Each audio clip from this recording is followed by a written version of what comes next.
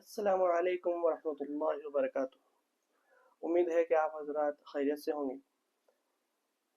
पिछले जो वीडियोस हमारे गुजरे हैं हमने उसमें हज़रत हूद अलैहिस्सलाम के ताल्लुक से जाना और कौम आद के ताल्लुक से जाना कि किस तरह से ये कौम ने अपने नबी की नाफरमानी की और अल्लाह ताला ने जो इन पर इनामात अता फरमाए थे और इनका एक वजूद दुनिया में था, उस वजूद को इन्होंने ख़तरे में डाला और अल्लाह ताला के अज़ाब के मुस्तहिक हुए और बर्बाद हुए। आज हम जानेंगे हज़रत सालेह अलैहिस्सलाम के ताल्लुक से और उनकी कौम समूद के ताल्लुक से। कुरान शरीफ में सूरह अल आराफ के अंदर जो 7वीं सूरत है कुरान में, उसकी 73वीं आयत के अंदर अल्लाह ताला इरशाद फरमाते हैं, व इला तमुद अखाहुम सालिहा क़ाला या कौमी अब्दुल्लाह मा लकुम मिन इलाहिन गैरुह। और कौम समूद की तरफ उनके भाई सालेह को भेजा तो सालेह ने कहा कि ए मेरी कौम, अल्लाह की इबादत करो, इसके सिवा तुम्हारा कोई माबूद नहीं।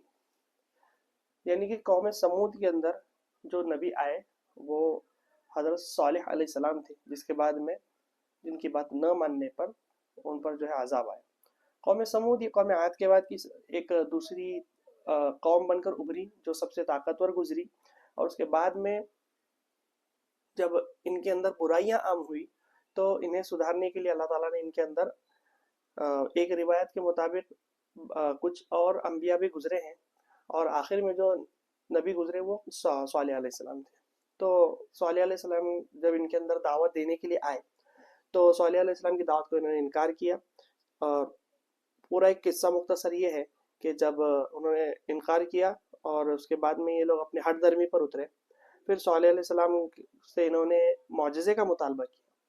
और जब मुआजिज़े का जब उन्होंने मुतालबा किया तो उन्होंने ये कहा कि पहाड़ से ऊँटनी निकाल के दिखाओ, तो उन्होंने ऊँटनी निकाल, सालेह अलैहिस्सलाम ने दुआ की और उनका एक मुआजिज़ा ये हुआ कि पहाड़ के अंदर से ऊँटनी बाहर आई और उसने एक बच्चा भी दिया।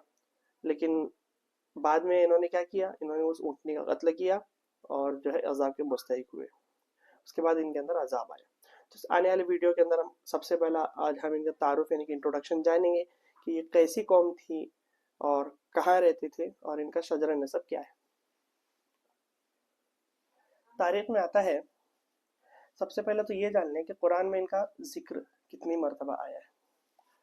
कुरान में सूरह आराफ, सूरह हूद और सूरह शुरा के अंदर हज़रत सालेह अलैहिस्सलाम का जिक्र हमें मिलता है। उसके बाद में कौम समूद का जिक्र कुरान में सूरह आराफ, सूरह हूद, सूरह हजर, सूरह नमल, सूरह फस्सिलात, सूरह नजम, सूरतुल हाक़ा और सूरह शम्स के अंदर इनका जिक्र मिलता है। यानी कि सालेह अलैहिस्सलाम का नाम लेकर जिक्र 3 मरतबा मिला और कौम समूद का नाम कुरान के अंदर हमें 9 मरतबा मिलता है। कौम समूद ये नूह अलैहिस्सलाम के बेटे साम के जो है औलादों में से निकली है। और ये कौम आद और कौम समूद ये खालिस अरबी कौम है। अगर हम देखेंगे, साम के बेटे हैं अरम, अरम के 2 बेटे हैं, एक औस और एक आसिर या फिर आबिर। औस के जो खानदान था उससे जो है आद निकली और आसिर या फिर जो आबिर जिसे कहते हैं उसका जो खानदान हुआ उसमें 2 बेटे हुए, एक जदीस और एक समूद। और समूद जो है ये वो उसकी जो औलादी हुई ये समूद की कौम कहलाई। ये कौम समूद, इनका पूरा एक कबीला, इनका पूरा एक इनकी एक तहजीब बनी। और इन्हीं में हज़रत सालेह अलैहिस्सलाम को अल्लाह ताला ने मरूज फरमाया है। सालेह अलैहिस्सलाम के ताल्लुक से 3 हमें रिवायतें मिलती हैं, 3 शजर नसब हैं अलग अलग। सबसे पहला समूद के बेटे हैं अरुम, अरुम के बेटे काशिह, काशिह के बेटे आसिफ और आसिफ के बेटे सालेह, ये पहला। और दूसरा शजरा हमें मिलता है, उसमें समूद के बेटे हैं जाबिर, जाबिर के बेटे हैं उबैद, उबैद के बेटे हैं सालेह अलैहिस्सलाम।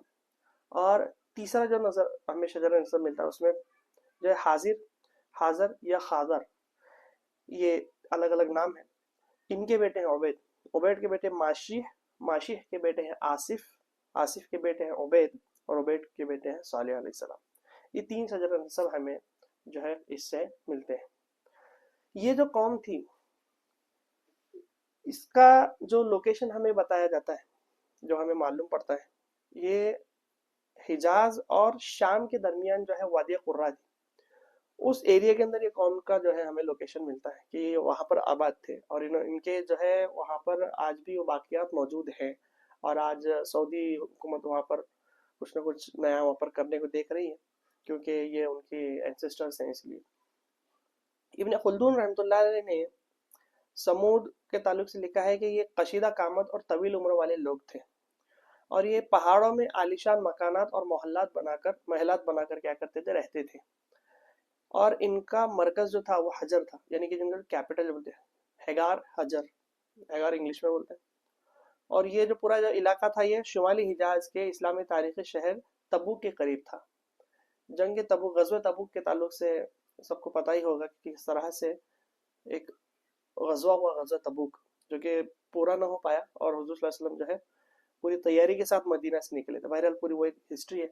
तो तबूक एक मकाम था, वो मकाम का जो उस मकाम को जाने से पहले हुजूर अक़दस सल्लल्लाहु अलैहि वसल्लम का वहां पर गुजर हुआ है, और हदीस में भी कौम समूद के ताल्लुक से मिलता है।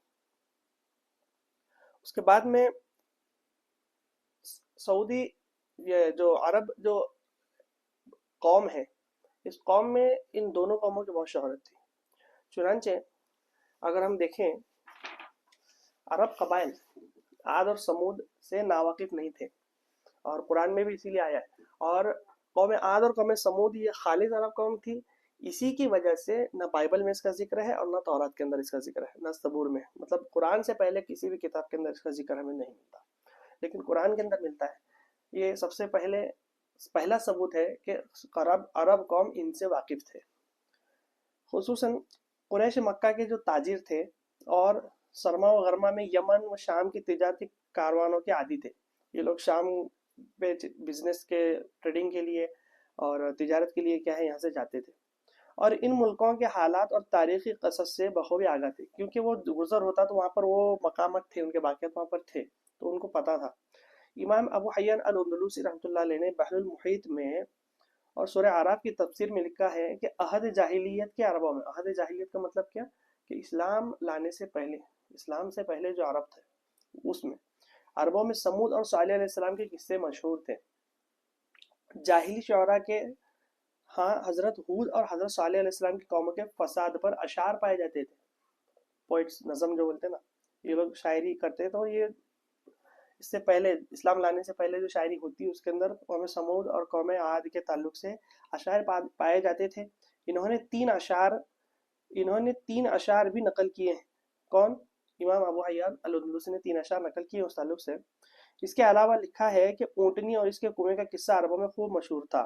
मौलाना अशरफ अली थानवी रहमतुल्लाह अलैह ने बयानुल कुरान में सूरह हामीम सजदा और सूरह फुस्सिलात की तफसीर में लिखा है कि इस आयत में जिसके मुखातिब मुशरिकीन कुरैश थे, आद और समूद की तखसीस इसलिए फरमाई कि यमन और शाम के सफ़र में अहले अरब हिजाजी इनके मसाकिन पर गुजरते थे, और इनकी कौमों को ये लोग खूब जानते थे। इसी आयत की शरह में शेख अब्दुल हक हक्कानी रहमतुल्लाह अलैह ने तफसीर हक्कानी में कहते हैं, वो उसमें उन्होंने लिखा है कि आद और समूद का हाल कुरैश को यमन और शाम जाने से भी बहुत पहले से मालूम था। दो थेरी से आप आती है कि जब अरब शाम के लिए निकलते तिजारत के लिए, तो आने जाने में बीच में वो जो रास्ता लगता तो वहाँ पर उनके बाकियात थी। तो ऊपर की जो दो तफसीर है, बहरुल मुहीत है और बयानुल कुरान, इन दोनों तफासिर में मुफस्सिरीन ने लिखा है कि उन्हें वहाँ पर जाना जो था ट्रेडिंग के लिए, अरब लोग जब जाते शाम को, तो इस वजह से उन्हें ये पता था कि ये कौमें वहाँ पर आबाद थी। लेकिन तफसीर हक्कानी में शेख अब्दुल हक हक्कानी रहमतुल्लाह अलैह ने कहा है कि इससे पहले, यानी कि जब यमन और शाम को ये लोग जो जाते हैं, ये सिर्फ जाने की वजह से नहीं, इससे पहले भी इन लोगों को इस कौम के, इन दोनों कौमों के बारे में जो है अरबों को पता था। जो मक्का के जो लोग थे उनको इस बारे में पता था। इमाम तिबरी रहमतुल्लाह अलैह ने जामिउल बयान और इमाम बगवी ने रहमहुल्लाह मालिमुत तंजील में, अल्लामा ज़मख़शरी ने अल-कश्शाफ में, और इब्न कसीर रहमतुल्लाह अलैह ने तफसीर इब्न कसीर में, और इमाम सयूती रहमतुल्लाह अलैह ने दुर्र मंसूर में हज़रत अब्दुल्ला बिन उमर और जाबिर बिन अब्दुल्लाह रज़ियल्लाहु अन्हु की रवायत का हवाले से लिखा है कि रसूलुल्लाह सल्लल्लाहु अलैहि वसल्लम ने सिर्फ इस कौम और हज़रत सालेह अलैहिस्सलाम का जिक्र किया है, बल्कि तबूक के मुहिम पर जाते हुए मौजूदा मदायन सालेह से गुजरते हुए مدائن صالح سے گزرتے ہوئے لوگوں کو سمود کے کھنڈروں کے اندر جانے سے منع بھی کیا تھا۔ عجیب بات ہے کہ جہاں پہ عذاب آیا ہو، حضور صلی اللہ علیہ وسلم کا معمول یہ رہا کہ جب بھی ایسی جگہ جاتے تو وہ وہاں پہ جانے سے پرہیز کرتے، اپنے چہرے پہ کپڑا ڈالتے۔ جب یہ قوم سمود کے وہاں پر جانا ہوا تو حدیث کے اندر آپ کو ملیں گے، آپ پڑھ لیں، انہوں نے جو ہے اپنے جو امامہ تھا اس کو جو ہے نیچے لیا، جو پہنتے تھے حضور صلی اللہ علیہ وسلم، اس کو جو ہے اس سے اپنے سر کو ڈھانک لیا تھا تاکہ اس کی نحوست سے بچا جائے۔ اور آج کی عرب قوم یہ ہے کہ وہ وہاں پر جو ہے بھی سیاحی اور جو ہے کیا ٹوریزم کو وہاں پہ پروموٹ کر رہے ہیں۔ بہرحال اس پر ہمارا ٹاپک نہیں ہے۔ تو یہ بات سمجھ لیں کہ حضور اقدس صلی اللہ علیہ وسلم نے اس تعلق سے وہاں پر ذکر کیا ہے۔ ان کے احادیث کے اندر سے ہمیں یہ بات پتہ چلتی ہے کہ حضور اقدس صلی اللہ علیہ وسلم نے وہاں پہ لوگوں کو جانے سے منع کیا تھا، سوائے اس کے کہ ان میں روتے ہوئے داخل ہو۔ اگر داخل بھی ہو تو کیا ہو، ڈرتے ہوئے، روتے ہوئے داخل ہو۔ اس کے علاوہ ایک سمودی سردار ابو رغال کا ذکر بھی ایک حدیث میں آتا ہے، جس سے ثابت ہوتا ہے کہ صحابہ رضی اللہ تعالیٰ عنہ اس سمودی شخص سے بھی واقف تھے، کہ وہاں پہ رہنے والے کوئی سردار تھا، اس سے یہ لوگ واقف تھے کہ یہ سمود کا رہنے والا ہے، اور سمود کے تعلق سے ان تک جو ہے یہ خبر پہنچی تھی۔ سمود پر ان کے معلومات خاصی تفصیلی تھی۔ حضرت مولانا محمد کاندلوی رحمۃ اللہ علیہ نے معارف القرآن ادریسی میں لکھا ہے، جیسا کہ آپ کو پتہ ہے، اس سے پہلے بھی ہم نے ویڈیوز میں ذکر کیا ہے کہ تفسیر دو ہے معارف القرآن۔ ایک یہ ہے جو امام محمد مالک کاندلوی رحمۃ اللہ علیہ نے لکھی ہے، اور ادریس کاندلوی نے بھی لکھی ہے، دونوں نے۔ اور اس کے بعد میں اور ایک مفتی شفیع صاحب، جو مفتی تقی عثمانی رحمۃ اللہ علیہ کے دامت برکت عالیہ کے والد صاحب ہیں، مفتی شفیع صاحب عثمانی رحمۃ اللہ علیہ، ان کی ایک کتاب جو تفسیر ہے معارف القرآن، یہ دو معارف القرآن ہے۔ تو یہ جو معارف القرآن ادریسی ہے، لکھتے ہیں کہ سورہ حامیم سجدہ اور سورہ فصلات میں عاد و سمود کے واقعے کا حوالہ ان آیات میں خاص طور پر اس وجہ سے دیا گیا کہ قریش کے لوگ اور عرب میں بسنے والے ان قوموں کو خوب جانتے تھے۔ ان کے ساز و سامان، مادی وسائل کی کثرت اور فراوانی اور طاقت و غلبہ سب کچھ تاریخ حیثیت سے مشہور و معروف تھا۔ تو قرآن کے اندر جو ہمیں روایت جو جہاں پر بھی ان قوموں کا ذکر ملا ہے، وہ اس لیے ملا ہے کہ تاکہ ہم ان قوموں کے انجام سے عبرت حاصل کریں۔ اسی لیے قرآن کے اندر اس کا ذکر قوم عاد اور قوم سمود کا اسپیشلی ذکر اس لیے کیا گیا تھا کہ یہ مکہ والے لوگ، جو عرب جو قوم تھی، یہ لوگ اس سے واقف تھے کہ دیکھو انہوں نے اللہ سے نافرمانی کی، ان پر کیا عذاب آیا، اس لیے ان کا ذکر آیا تھا تاکہ یہ لوگ ان سے کیا عبرت حاصل کریں۔ امام نصفی رحمۃ اللہ علیہ نے مدارک التنزیل میں رسول اللہ صلی اللہ علیہ وسلم سے عتبہ بن ربیعہ کی ملاقات کی روایت میں ایک اہم نقطہ بیان کیا ہے۔ ہجرت سے پہلے ایک بار اساطین قریش نے بنی امیہ کے سردار عتبہ بن ربیعہ کو رسول اللہ صلی اللہ علیہ وسلم سے گفتگو کرنے کے لیے بھیجا۔ اس کو عتبہ بن ربیعہ کو، قریش کے جو سردار تھے بنی امیہ کے، انہوں نے تو اس وقت میں حتیم میں تشریف فرما تھے حضور صلی اللہ علیہ وسلم۔ تو آپ نے عتبہ کے ہر سوال کا جواب دیا۔ عتبہ نے کچھ سیدھی بات ہے، اب جب ہم دعوت کا کام کریں گے، کون کرتا ہے آج، اللہ معاف کرے، کہ غیروں میں دعوت کا کام کرنا بھی بہت ضروری ہے۔ تو جب دعوت کا کام کریں گے، جب ہم ہمارے مذہب کو سامنے رکھیں گے، تب کویشچن آنسر، کب کویشچن رائز ہوں گے، تب وہ لوگ اپنے جو مسائل تھے وہ سامنے رکھیں گے، ارے یہ ایسا ہے تو ایسا کیوں، ایسا ہے تو ایسا کیوں۔ تو یہ چیز فیکٹ جس کو بولیں گے، جب سامنے کوئی چیز ہم رکھتے ہیں تو سامنے والے کو اس پر یا تو اعتراض ہوگا یا تو کنفیوژن ہوگا، وہ پوچھے گا۔ اسی طرح سے جب عتبہ جب آیا حتیم کے اندر، حضور صلی اللہ علیہ وسلم سے ملاقات کی، تو اس وقت میں حضور صلی اللہ علیہ وسلم سے سوال بھی کیا۔ تو آپ صلی اللہ علیہ وسلم نے سورہ فصلات کی ایک آیت فَقُلْ أَنذَرْتُكُمْ صَاعِقَةً مِثْلَ صَاعِقَةِ عَادٍ وَثَمُودَ، یہ پوری جو ہے آیت جو ہے تلاوت فرمائی، اور عتبہ نے خوف زدہ ہو کر آپ صلی اللہ علیہ وسلم کے منہ پر ہاتھ رکھ دیا کہ کہیں اس پر بھی وہ عذاب کا کوڑا نہ برس پڑے، کیونکہ حتیم میں بھی تھے، نبی تھے، ان کو سب کو پتا تھا کہ حضور علیہ وسلم سچے اور پکے نبی ہیں۔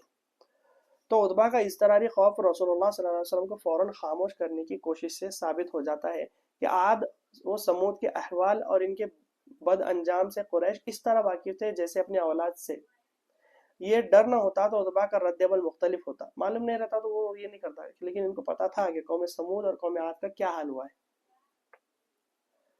تو اس روایت سے یہ بھی ثابت ہو جاتا ہے کہ عاد و سمود عرب اقوام تھیں اور سینکڑوں ہزاروں سال پہلے معدوم ہونے کے بعد وجود ایام العرب میں مشہور تھیں, اور اس قوم پر آنے والے عذاب کی تفصیلات سے کفار حجاز حیبت زدہ بھی رہتے تھے.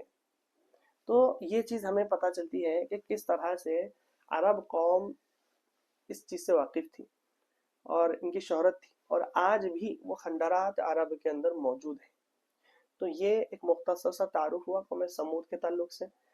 انشاءاللہ آنے والی ویڈیو کے اندر ہم جانیں گے کہ اللہ تعالیٰ نے ان پر ایسے کون سے انعامات جو ہے نہ اتارے تھے, اور ایسے کون سے انعامات سے ان کو جو ہے سرفراز کیا تھا, اور اس کے بعد میں انہوں نے کس طرح سے اس کا یوز کیا, ان کے اندر ایسی کون سی ٹیکنالوجی تھی, ایسے کون سے ان کے اندر صلاحیتیں تھی. نیکسٹ ویڈیو میں ہم جانیں گے. اس کے بعد میں انشاءاللہ دعوت اور اس کے بعد میں عذاب الہی کے تعلق سے بھی ویڈیو انشاءاللہ بنائی جائے گی. السلام علیکم ورحمۃ اللہ وبرکاتہ.